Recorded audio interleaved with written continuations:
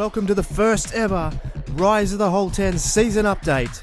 Today we look at a number of key points so far this season, like player progression, Aston Villa's standing in the league, youth academy prospects, and much more. Aston Villa enjoyed an excellent start to the season, kicking off in style with a 1-0 win over Stoke City at the Britannia Stadium. Scott Sinclair, the hero, with a brace to start the re-emergence under new boss Tim Sherwood. On it down, he did really well. And Sanchez plays him in, and it's Agbonlahor who has the speed. He's in behind. Agbonlahor's ball in! Finds Scott Sinclair! Match day 2, though, saw Aston Villa fall frustratingly to a stoic Newcastle team. They took away 3 points in a 1-0 victory over the hosts. Davide Santon, it's a good run here. It's a chance for Cabela. He shoots, it falls to Cisse! And Newcastle have the first goal! Match day 3 saw Aston Villa put in a more promising shift against the powerful Liverpool squad to escape Anfield with a point. Christian Benteke on target in this one. Lowton gets the ball in. Benteke rises! And he has scored here! Match day 4 against Hull brought mixed emotions for Tim Sherwood as the Villa faithful left Villa Park having seen almost the last kick of the game pull a point out of the fire for the home side. Fabian Delph grabbing the match-saving goal in red time. Who plays to Benteke, who puts it through. It's Fabian Delph!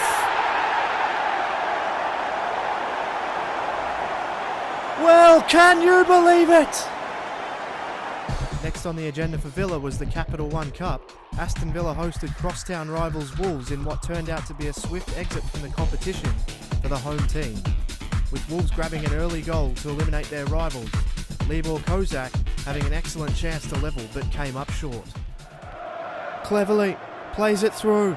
Sinclair with time, tries to lob it on the head of Kozak, who has missed as well.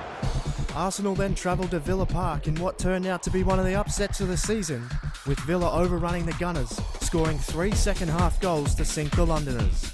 Per Mertesacker having a day to forget, Scott Sinclair continuing his form. He goes long, looking for the head of Benteke, who did miss it. Oh, Mertesacker! He's made a huge error! It's with Scott Sinclair!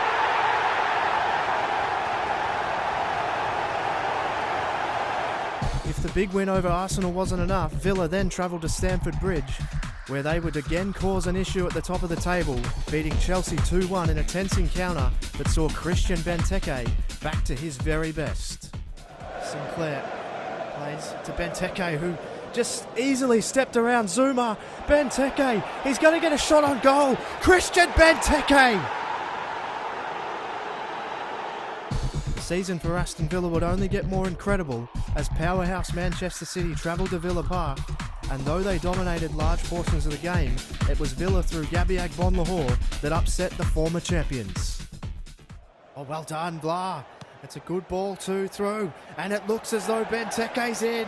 Benteke looks inboard as well. It's found Agbonlahor!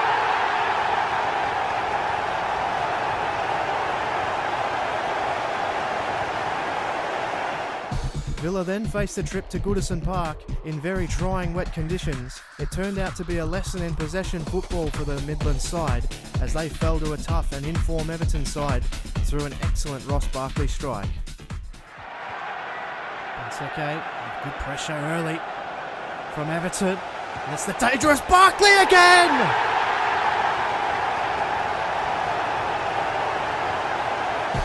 It was then on to Loftus Road for Villa, who were looking to bounce back, but they hit a stern roadblock in a talented QPR side that was really good in defence, sharp in attack. Both teams with great chances, but ultimately a 1-1 draw was the result. Scott Sinclair with this beauty of a free kick to give Villa the lead. Sinclair, it's in! Scott Sinclair has done the unthinkable!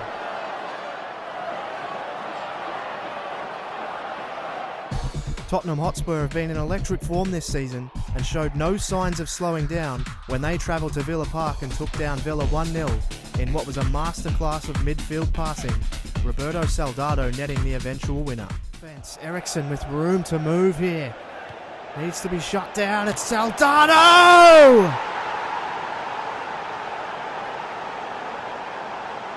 It was horrendous defending from Aston Villa.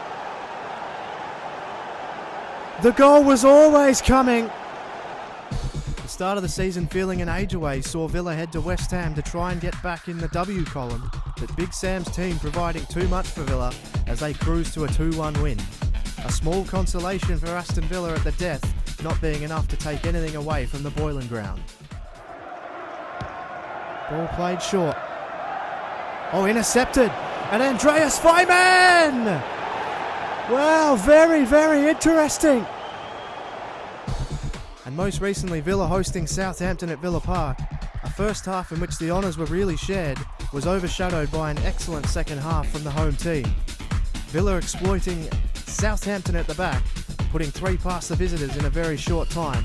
Christian Benteke icing what was a fantastic performance from Gabby Agbonlahor that saw him net a brace before this breakaway run from the Belgian. Plays to Mane. He pops it up. Oh, well done, Sissoko to clear. They've got space to move here, Villa. And it could be with Benteke. Now Benteke running in. Oh, he's found a space here. Benteke! Villa have completely run away with it.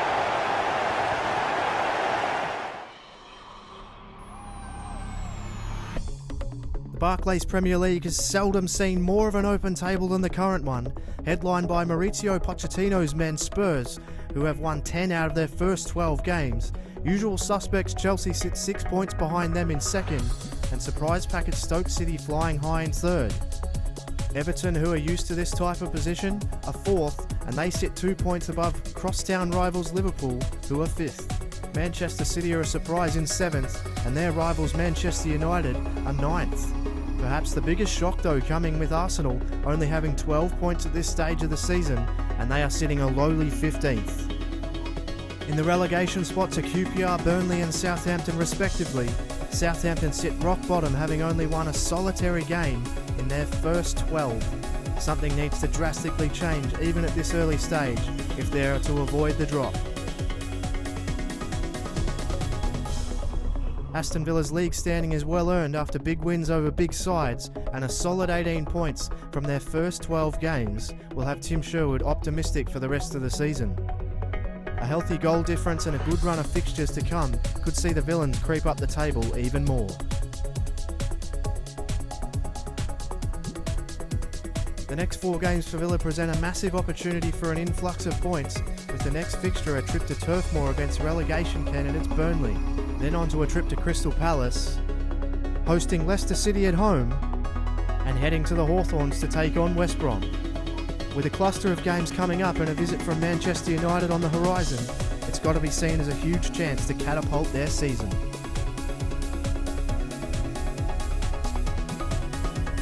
Gabby Agbonlahor is turning the clock back this year, netting 5 goals and setting up 4 with an excellent start to his season. Scott Sinclair not far behind him, having scored 4 times and set up another 2. Star striker Christian Benteke has given more goals to his teammates than he has scored himself, having 4 assists and scoring 3.